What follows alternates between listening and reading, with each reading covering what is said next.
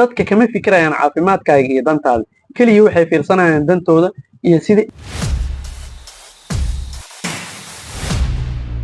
السلام عليكم كسر هذا مقال كان وحنا وحل دونا دكتور كان أركيسان الله يقانو دكتور تشارلز أيوه نسميه مقال أيوسو بستجري كاس أو كل تلين يدك إن إقاتان أفرداو سي عفمات كل أهر مريان دكتور كان كلا أركيسان شكل وكسر جري مقال كي أوسو بستجري أما أوسو ديجي دكتور تشارلز أيوه كومنت كبيري إساقا أو شيء أيوه معلومات كان أوسو قدي أما warbixintan oo dadka kula talinay in ay tahay mid qaldan ee aan sax ahayn macnaheedu maahan in waxa uu sheegay ay qaldan balse sida uu u sheegay ayaa qaldan afartaas daawo ayaa kala ah sildenafil or Viagra ama feegada metformin detasteride iyo fish oil inta aanan sharxin daawooyinka waxa ay yihiin iyo waxa loo isticmaalayo iyo waxa uu isaga kula taliyay in ay dadka u isticmaalaan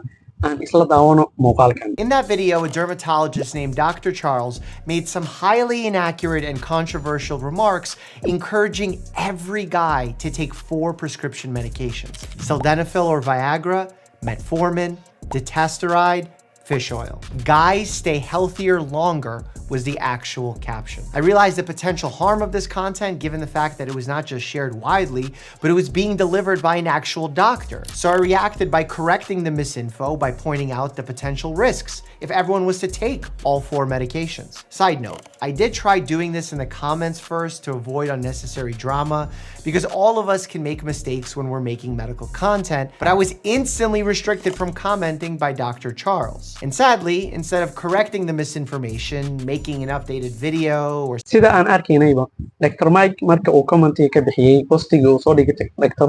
Charles wuxuu uu sameeyay commentigiisa ayuu ka heli waayay sidoo kale commentiga ayuu tirtiray meel wadana uu ka baloogareeyay si uusan mar dambe commenti ugu soo bixin aan dib u eegno daawooyinka mid walba iyo waxa loo isticmaalo daawada kuwaad sildenafil waxa loo isticmaalaa erectile dysfunction ama kacsi la'aanta sidoo kale waxa lagu daaweeyaa pulmonary hypertension ama dhiig karka ku dhaco xididada quudiyo sanbabada Dr. Charles wuxuu kula talinayaa dadka inay u qaataan erectile dysfunction macnaha Viagra ama feegada si ay ugu daaweeyaan kacsi la'aantooda sida aan aragno daawada sida waxa loo isticmaalayo ee Dr. Charles waxa uu ku talinayo waa isku mid balse maxay tahay sababta ay ku diidayaan dhaqaatiirtan kale sababtu wax kale ma ahan tan kacsi la'aantani waa calaamadaasi waxay calaamad u tahay cudur jiro aanan muuqanin marka haddii adiga calaamada oo qura aad daaweysid oo cudurka aadan daaweyn dhibaatada wali way sii jiraysaa marka waa sababta ay u diidayaan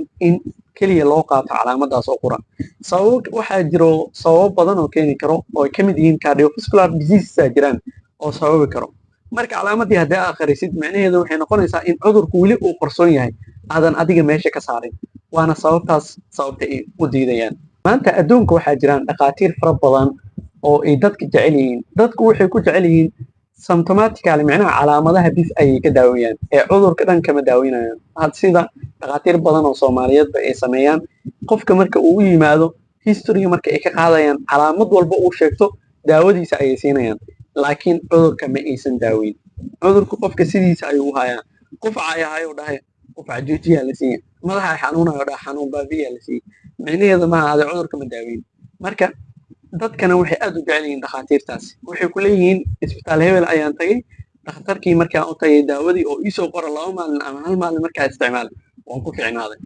macnaheedu ma aadan fiicnaan adiga kaliya calaamadii ayuu ka daaweeyay calaamadana waxay muujinaysaa in cudurkii uu jiro cudurkii laakiin wali wuu jiraa asigoo qarsoon calaamadii aanan lahayn daawada labaad waxay tahay metformin waxaa loo isticmaalaa in lagu daaweeyo cudurka sokorta asiga laakiin wuxuu ku talinayaa in qofka asigoo sokor qabin uu qaato inta long term macnaha waqti dheer in uu qaato waxayna dhahaan research badan oo waxaa jira oo dhahayo metforminka waxay tahay anti aging drug macnaha duqnimada ay ka hortagaysa ay wax saas camal laakiin macluumaadkaasi wax la hubo ma ahan daawada saddexaad waxay tahay detasteride waxaa loo isticmaalaa cudurka loo yaqaano benign prostatic hyperplasia macnaha in uu weynaado qanjirka ragga ee ku yaalo kaadi heesta hoosteeda laakiin asiga Dr. Charles wuxuu ku talinayaa inay u isticmaalaan in timaha ay dib u soo saaraan regrowth higher inay sameeyaan.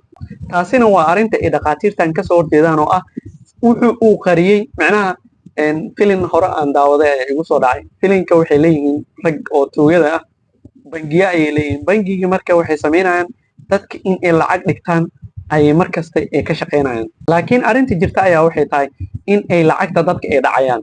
markii ugu dambeyn iskaga daba imaado waxay dhahayaan anaga runta oo qura ayaan qarinay ee wax beena ma aanan sheegin.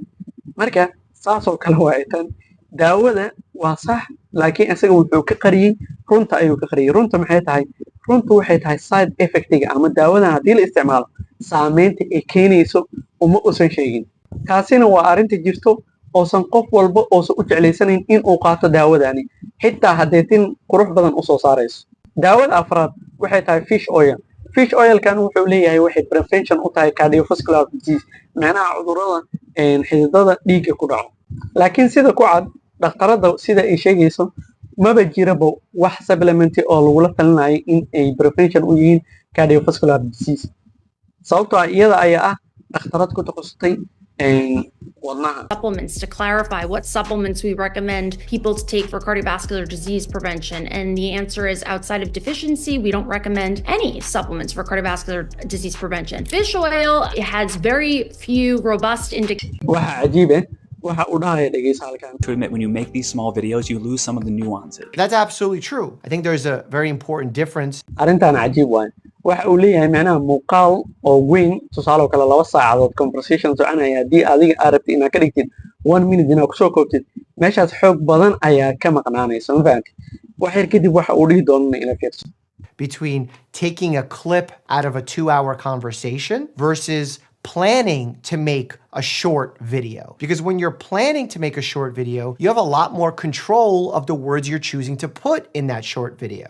Exercise is almost meaningless. Like when Dr. Mike tells you wax yar ka hor muxuu lahaa short videoska markii la sameynayo xoog badan ayaa meesha ka maqnaanaysa. waa isla sidii wuxuu taagan yahay Dr. Mike wuxuu dhahay exercise is meaningless macnaha asigoo hor taagan ayuu beenka sheegayaa. laakiin wuu dhahay siduu u dhahay taasaa su-aalahay marka aan isla aragna wuxuu ku jawaabo. that exercise is meaningless. Well, I didn't say that exercise is meaningless. The entire statement before you clipped it said exercise is almost meaningless for weight loss. And then in that clip, I proceed to explain the nuance of that. arrintan waxay noqon kartaa macnaha keliya hadda muuqaalkan oo keliya kuma saabsanaan karto wax kasta ayay ku saabsanaan kartaa. waxay noqon kartaa xitaa wacdi aad dhegeysanaysid ayaa saacado badan asigoo socdo kilib yar inaad kasoo jarato ayay dadka si kale u fahmi karaan. ileen wacdiga oo dhan ma aysan soo dhegeysan iyo kilibkaas yarka arkeen kilibka yarka markay arkaan hebel saan u dhahay hebel saan u dhahay micnaheeda hebel wuu dhahay laakiin sidoo u dhahay. ugu dambeyn maxay tahay sababta aan muuqaalkan usoo qaatay ujeedada aan usoo qaatay ayaa waxay tahay waxaad arkaysaa markii aad baraha bulshada soomaalida aad eegaysid dad badan oo xayeysiinayo vitamins daawooyin drugs mid walba ku dhahayo daawadan saan ay u wanaagsan tahay. even xitaa ninkan dhakhtar ayuu ahaa haddeertaan aan ka hadlaynay. dadkani waxaa laga yaabaa xitaa caafimaad inaysan shaqo ku lahayn ee daawadii sida loogu soo dhiibay inay iibiyaan oo qura ee u xayeysiinayaan. marka waxaa jira waxyaabo badan oo si qaldan lagaaga dhaadhicinayo. dadka kama fikirayaan caafimaadkaaga iyo dantaada keliya waxay fiirsanayaan dantooda iyo sidii ay daawadan kaaga iibin lahaayeen. isku day mar walba in aad booqato xarun caafimaad markasta aad u baahatid talo caafimaad ama daawooyin in aad qaadato. iyaga ayaa kugu hagi doono midda saxda ah ee kugu habboon. halkaas ayuu inuu ogyahay muuqaalkeena waxaa inoo badan muuqaalka xiga hadduu alla idmo khayr badan.